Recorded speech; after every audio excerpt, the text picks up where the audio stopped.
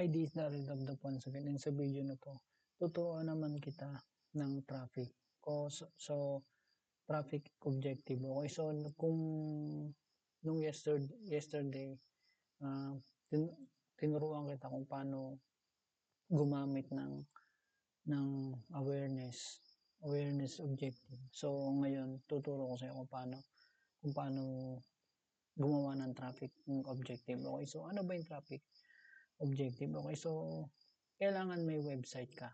Okey, so itong video na 'to para 'to sa mga kung may website ka, kung gusto mong pabisitahin yung mga prospect mo sa website mo tulad nitong website na 'to. Okey, so 'yan yung website ko. So nagbebenta ako ng online course. Okey, so 'yan yung ano, 'yan yung website. So yung traffic, papadalan ka ni Facebook na maraming tao sa ano mo, sa website mo para ma-recognize nila, para makilala nila yung website mo. Okey, so gawa na tayo ng ano, traffic objective. So click mo yung traffic, click continue. Okey, so papipiliin ka dito. So manual traffic campaign o recommended setting. Okey, so piliin natin 'tong manual traffic campaign. Okey, so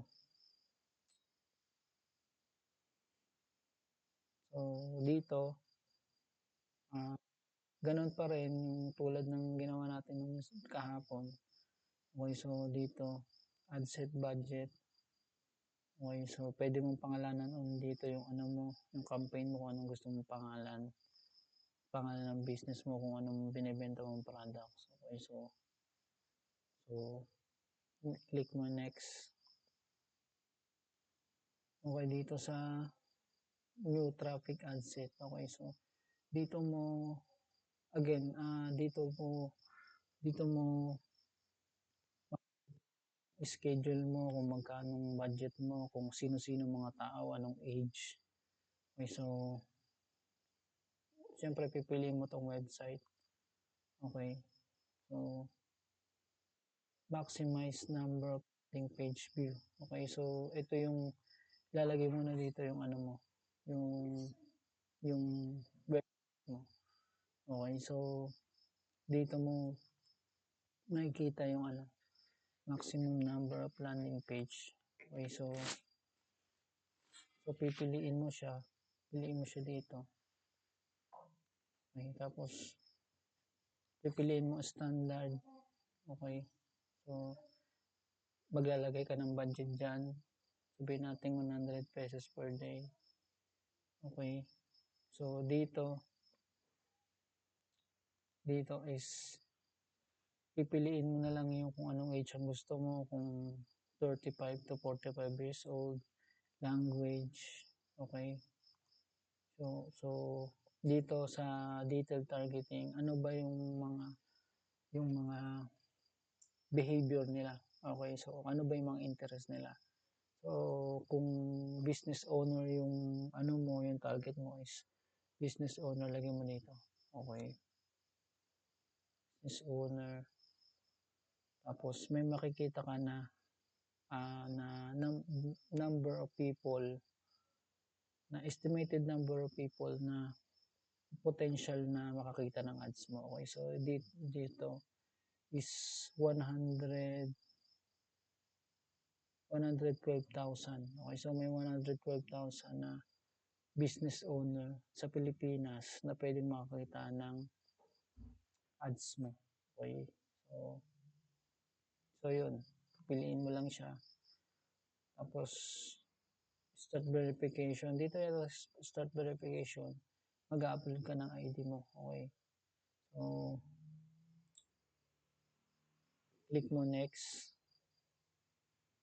So dito naman sa ad set, dito sa ad, dito mo muna ilalagay kung ano creative mo, kung image ba, kung videos ba, at dito mo na rin ilalagay yung ano mo, yung URL ng website mo.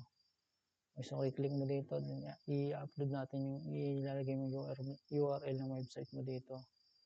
Okey, so yun, i-upload mo lang yung Facebook page, piliin mo, ah, maglagay ka ng ano, ng picture o video, piliin mo 'to single image or video. Okey, so yun yung ano, tapos mag-a-appear na siya dito, mag-a-appear na siya dito at 'pag gustuhan mo na yung lalagay mong creative, yung text, yung description, yung video o image, i-click mo na yung publish. Okey, so yun yung ano, yun yung yun yung kung paano gumawa ng simple traffic objective ads. Okey, so sa susunod na video, tuturo ko sa'yo yung next na objective na susunod ng ano, which is lead generation. Okey, so turo ko sa'yo kung paano ka magkakaroon ng maraming leads, kung paano ka magkakaroon ng maraming maraming info at magagamit mo yun para ma-follow up sila. Okey, so kung nagustuhan mo 'tong video na 'to, i-like mo siya, mag-comment ka at i-follow mo ako. Okey, so see you on the next video and God bless.